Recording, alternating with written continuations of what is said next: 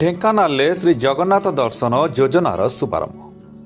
ଢେଙ୍କାନାଳ ଜନସାଧାରଣଙ୍କୁ ଶ୍ରୀମନ୍ଦିର ଦର୍ଶନର ସୁବିଧା ପ୍ରଦାନ କରିବା ଉଦ୍ଦେଶ୍ୟରେ ଶ୍ରୀ ଜଗନ୍ନାଥ ଦର୍ଶନ ଯୋଜନାର ଶୁଭାରମ୍ଭ କାର୍ଯ୍ୟକ୍ରମ ଆଜି ଢେଙ୍କାନାଳ ମିନି ଷ୍ଟାଡିୟମରେ ଭବ୍ୟ ଭାବରେ ଅନୁଷ୍ଠିତ ହୋଇଯାଇଛି। ଏହି ଅବସରରେ ଜିଲ୍ଲାର ବିଭିନ୍ନ ଅଞ୍ଚଳରୁ ଆସୁଥିବା ଭକ୍ତମାନଙ୍କୁ ପୁରୀରେ ଶ୍ରୀ ଜଗନ୍ନାଥ ମହାପ୍ରଭୁଙ୍କ ଦର୍ଶନ ପାଇଁ ବସ୍ ଯୋଗେ ଯାତ୍ରାରେ ପଠାଯାଇଥିଲା। ଏହି କାର୍ଯ୍ୟକ୍ରମରେ ମୁଖ୍ୟ ଅତିଥି ଭାବେ ମାନ୍ୟବର ମନ୍ତ୍ରୀ ଖାଦ୍ୟ ଯୋଗାଣ, ଖାଉଟି କଲ୍ୟାଣ, ବିଜ୍ଞାନ ଓ ପ୍ରଯୁକ୍ତି ବିଦ୍ୟା ବିଭାଗ ଶ୍ରୀ କୃଷ୍ଣଚନ୍ଦ୍ର ପାତ୍ରଙ୍କ ପ୍ରତିନିଧି ଭାବେ ଶ୍ରୀ ନବକିଶୋର ଗୁରୁ, ମାନ୍ୟବର ସାଂସଦ ଶ୍ରୀ ରୁଦ୍ରନାରାୟଣ ପାଣିଙ୍କ ପ୍ରତିନିଧି ଭାବେ ଶ୍ରୀ ନରେଶ ମହାପାତ୍ର ତଥା ଉପସ୍ଥିତ ଥିବା ମାନ୍ୟବର ଅତିଥିମାନେ ବସ୍ଗୁଡ଼ିକୁ ପତାକା ଦେଖାଇ ଯାତ୍ରାର ଶୁଭାରମ୍ଭ କରିଥିଲେ।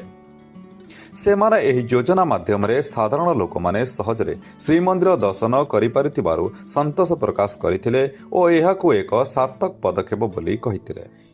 ଏହି ଯୋଜନାରେ ବିଶେଷ କରି ବୃଦ୍ଧ, ମହିଳା ଓ ଆର୍ଥିକ ଭାବେ ଅସମର୍ଥ ଭକ୍ତମାନଙ୍କୁ ପ୍ରାଥମିକତା ଦିଆଯାଇଛି। ଯାତ୍ରୀମାନଙ୍କ ପାଇଁ ଯାତାୟାତ, ଖାଦ୍ୟ ଓ ଅନ୍ୟାନ୍ୟ ଆବଶ୍ୟକ ସୁବିଧା ସୁନିଶ୍ଚିତ କରାଯାଇଛି। ଏହି ଅବସରରେ ଜିଲ୍ଲା ପ୍ରଶାସନର ପର୍ଯ୍ୟଟକ ଉନ୍ନୟନ ଅଧିକାରୀ ଓ ସ୍ଥାନୀୟ ଜନପ୍ରତିନିଧି ଉପସ୍ଥିତ ଥିଲେ।